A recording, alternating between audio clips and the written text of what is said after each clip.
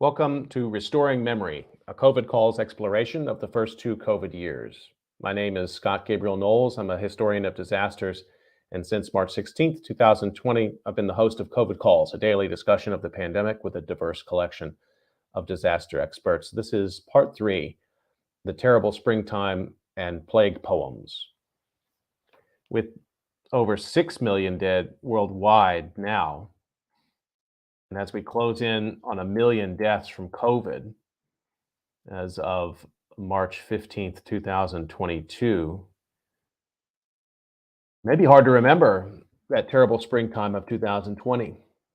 The stories came from Italy first, bodies waiting to be buried, families distraught and barred from funerals that had to wait. Then we heard about mass graves in New York, drone footage from April 9th, 2020 on Hart Island, showing workers interring the dead in mass graves, made international news. Refrigerated trucks were called into the city to hold the dead.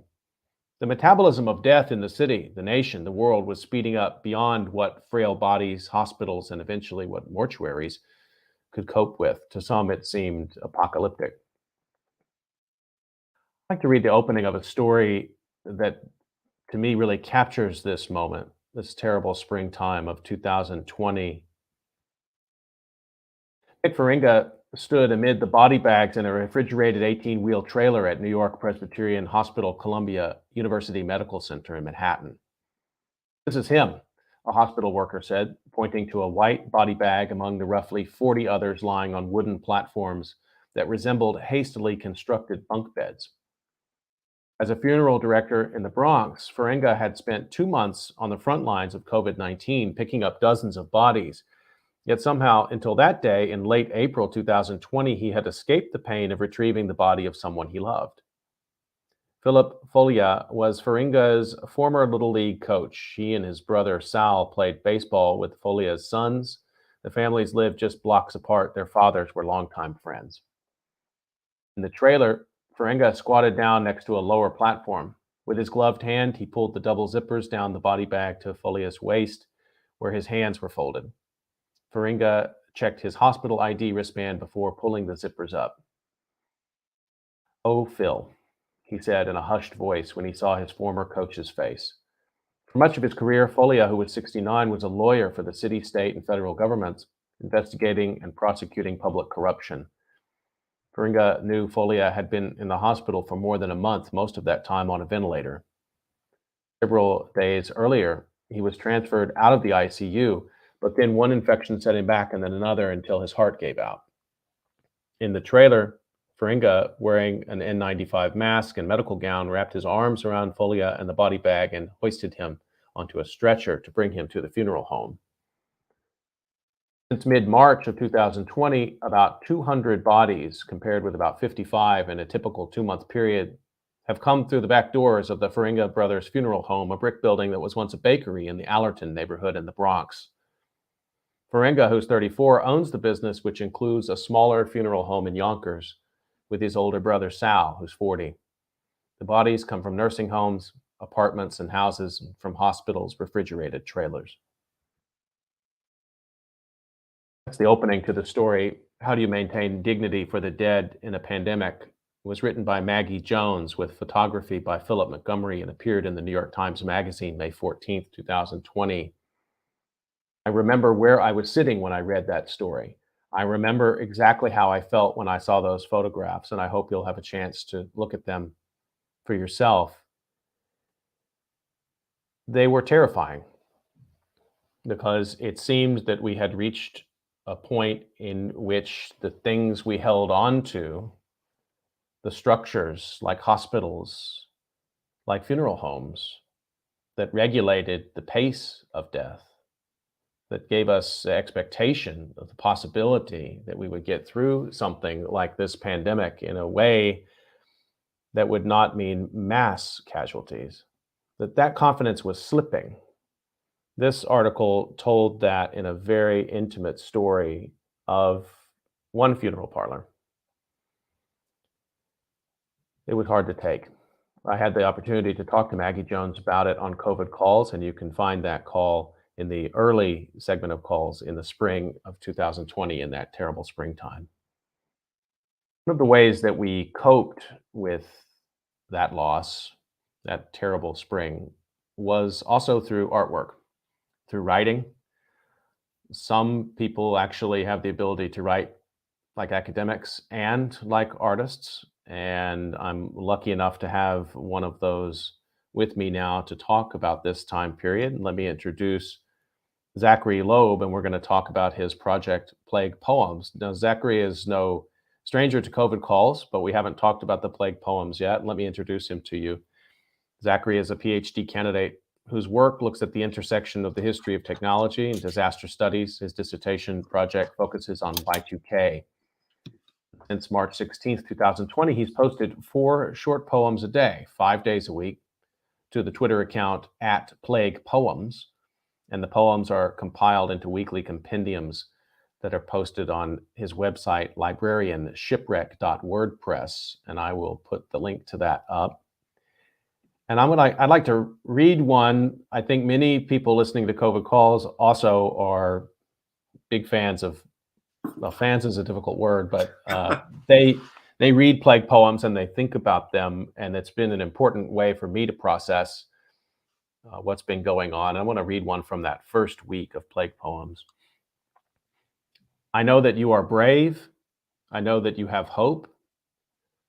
I know that these words are not really for you. But if it helps, just know that I, unlike you, am scared. Zachary Loeb, welcome back to COVID Calls. Thank you for having me back. So we have not talked about Plague Poems before, and it's a pretty remarkable undertaking. You've written a lot of them. I wonder if you could maybe just start by reading a few, and then we'll talk a little bit more about the project. Sure. So this first one is the very first one that I posted on the morning of Monday, March 16th, 2020. It is said that during the plague, the bard wrote King Lear. Perhaps. But how many did not live to see it performed? This is another one from that first week. I have watched videos of those quarantined in Italy taking to their balconies and singing with their neighbors. How lovely my neighbors and I would sound singing together if only we too had balconies. This one is from the start of the second week. If I had children, I would tell them not to be frightened. If they were to ask me what was being done, I would reassure them that the adults were working without sleep to fix everything. It is a relief to not have children, as it spares me from having to lie to them. Zachary Loeb reading Plague Poems on COVID Calls in our special Restoring Memory series of episodes as we move towards the 2-year anniversary of COVID Calls. Can you reconstruct your mindset when you wrote the first one? So I've been trying really hard to think back on those first weeks and the period surrounding them. I think that, like many other people, I had been following the news about COVID-19 from the beginning of the year and from the end of the previous year. And it was one of these things that I was very conscious of, but I was always trying to convince myself, okay, how much do I need to be concerned about this? How much is this something to be worried about? At risk of creating or disseminating an unfair stereotype about people who study disasters, I think that some of us have a tendency to see, doom coming or see signs of impending disaster around every corner.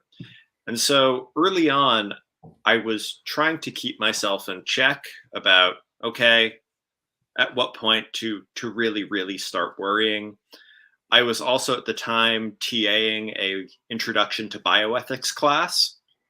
So, with my students in our recitation sections, we were kind of talking about it and thinking about it, but it was still kind of in the background. And then I remember very quickly, was at kind of the start of spring break, and then that chain of events where suddenly every school was like, we're extending spring break. Then don't come back from spring break. And we're going all online. And in that moment, I think that I was just trying to think of some way to, I don't want to use the word productive here, but think of some way to be paying attention to what was going on and documenting it in a way that was somewhat useful. Mm. I think that the has probably been the biggest influence on me, is probably Bertolt Brecht, and his writing throughout, the World War II period, uh, his short book War Primer, Mm. especially, where he was writing kind of short poems in response to the things that were going on as a way of documenting and commenting. Um, I think that that's one of the things that I had in the back of my mind when I started doing these. Um, I've always written poetry. I've Mm. never shared it before, especially not like just posting it up on social media and seeing what'll happen. But in the moment, it seemed to make sense.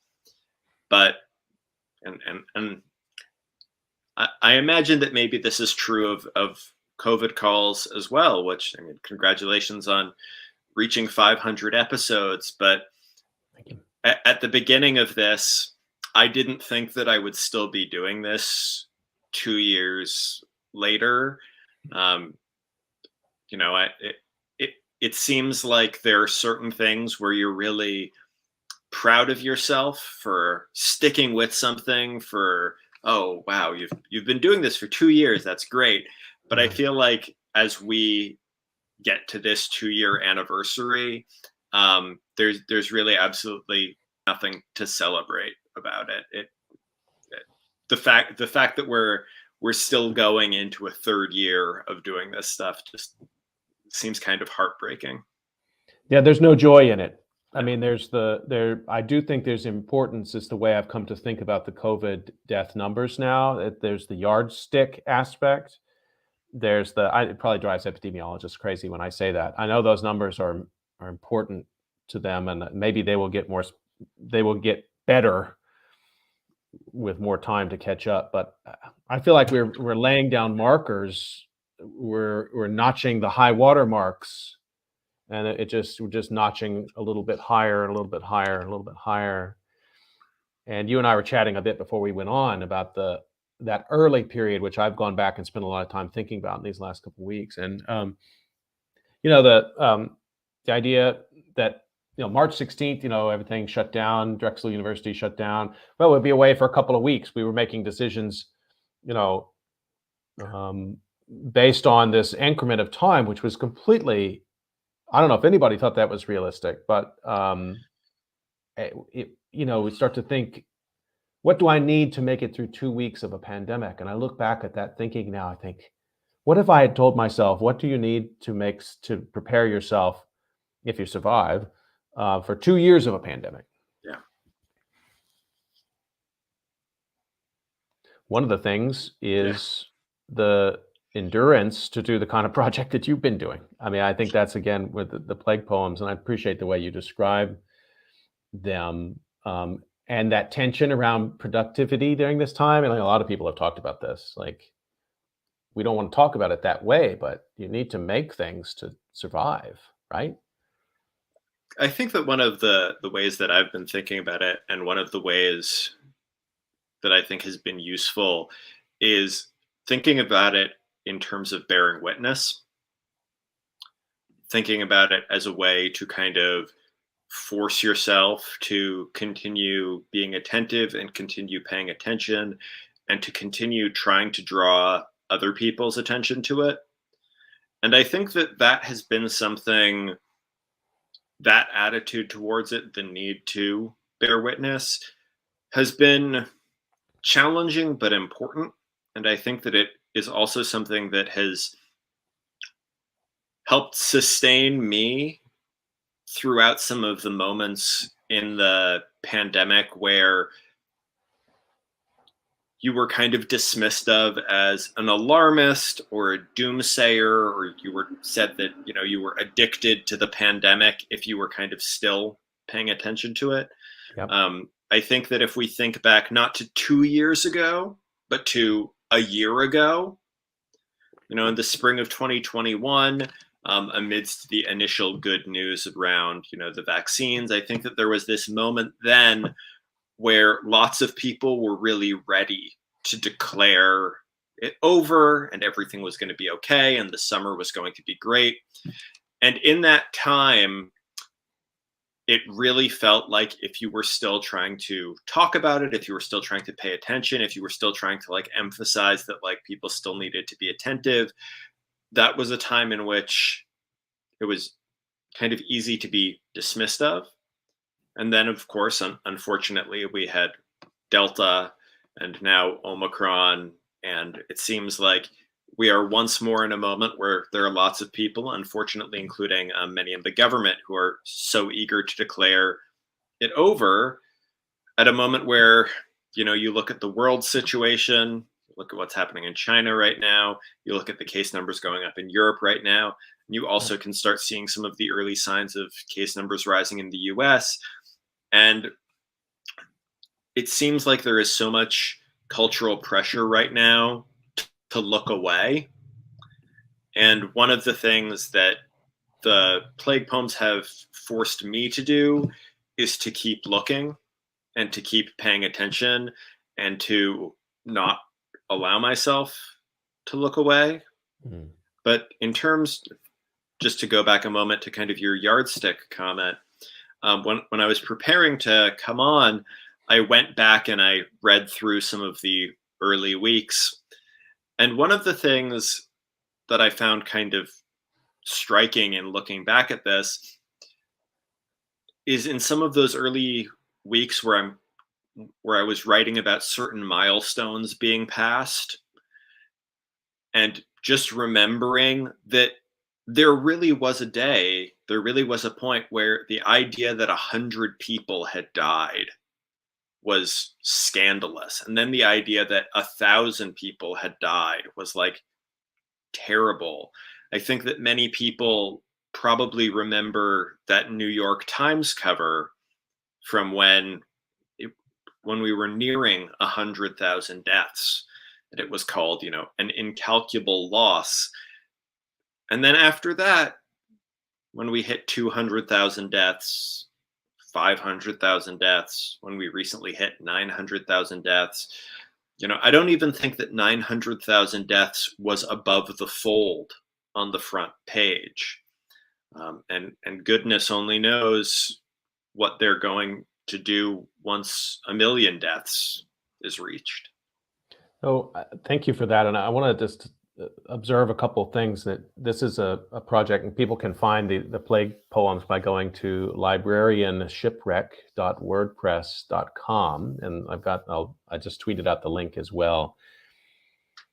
So I just want to, I'm going to read another one here in just a minute, if it's okay with you. And I just want to observe a couple things that, so they're short. And I wanted to ask you, is that the convention because this is meant to be a social media project, and so it needed to fit within the, in other words, is the forum dominated by the Twitter character limit, or was that just a happenstance? That's sort of one question I have in terms of how you evolved it. And then the other question I had related to it was, who is the narrator? Is it you, Zachary, or is it some other person who's out there, who's a sort of Zachary-like, or what you said, a sort of disaster researcher type, who's observing what's going on, but it's sort of not you. So I feel like part of the reason I had been hesitant to come on and discuss these things is some of these questions are things that I guess I haven't fully thought through, like some of kind of like the more nuanced artistic side of this. I wish I had better answers. The shortness of them was partly informed by the fact, as I said, one of the main influences on this was Brecht's War Primer, Right. and those tend to be short poems. I have written a fair number of longer ones that are related to this that I haven't really done much with or posted anywhere, and I'm kind of thinking of, where or what I will do with them. But I kind of liked the idea of getting these out there in a way that people could easily encounter them, that it would get in front of people. On the one hand, I certainly think that I'm probably contributing to doom scrolling instead of fighting against the forces of doom scrolling. But I wanted to try and inject a different perspective on living through the pandemic into kind of the main scroll that people were going through. I think that there is such a sea of bleak headlines and people sharing their own situations, and I think that all of that is very valuable and important. But I think that different ways to be talking about, different ways to be reflecting on, different ways to be thinking about this are also useful. In terms of the narrator of these, if I'm being honest, it's me. I'd like to say that I wish that I could say that, like, oh no, I have all of this artistic distance, and the person who is supposedly writing these is somebody wiser and more removed. But no, I think that most of these are probably highly reflective of a neurotic Jewish grad student who spends far too much time thinking about disasters and the end of the world. Let me read one from one of the plague poems from week 20. And this is another way that I think people should use these as they try to reconstruct, as I've been doing, the pandemic, so that we don't lose the memory of it. And I think it's really crucial that we don't, particularly at this moment when people are trying to rewrite the history that was only 2 years ago. But one way to do this is not using headlines, but using plague poems to actually try to figure out where we were in time. And this is from week 20, and I think this will resonate with people. A considerate teacher, the plague, has provided our leaders an opportunity to demonstrate what they have learned. Alas, it appears the lesson our leaders have internalized is that they should be crueler. That's an early summer 2020 feeling. Yeah. That's the governor of Florida saying we're open again. That, to me, that's just my feel of it, and it delivers that in such a way that, as you said, a sea of headlines, we can read through them and move through them, but in just a few words that, as you said, get out on the internet and circulate quickly and widely. To me, better than those headlines. I don't know if you wanted to. That one was amazing. I know so many of these are amazing. That one's really amazing. Thank you. I keep them littered around. Do you want to read another couple of them? We have a few minutes left. Sure. I'll read a couple more and then close it up. These are also from early on, first few weeks. I think that all of these are from within the first 6. In a room down the hall from my apartment lives an elderly man. White beard, stooped shoulders, a yarmulke on Saturdays. When we pass by the mailboxes or in the hall, we exchange pleasantries. Our shared hallway now echoes with his dry cough. I do not know his name. Let me find another. The hands can be washed. The mask can be fashionable. The lost job can be overcome. The loneliness can be ignored. The death count can be stomached. What will shatter you is the broken plate.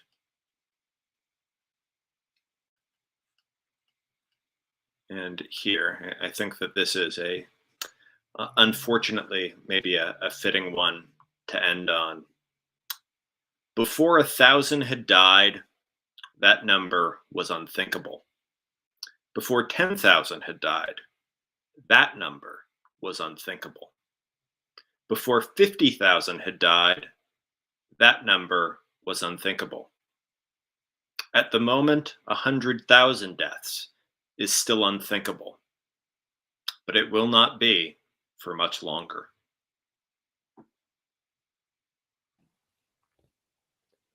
Zachary Loeb reading plague poems as part of the Restoring Memory collection of COVID Calls episodes. I really appreciate you taking this time, and you're right, I had to ask you a couple times to read these, and I'm glad you finally accepted the invitation because somehow, in addition to the other work you've been doing, which is great, and we've talked about on COVID Calls a couple times, you were doing this too. And a lot of people who listen to COVID Calls listen for the poets, and I've had lots of great poets on, and I'm glad to include you in that group. Zachary, thanks for the work. Thank you, Scott. And thank you for COVID Calls.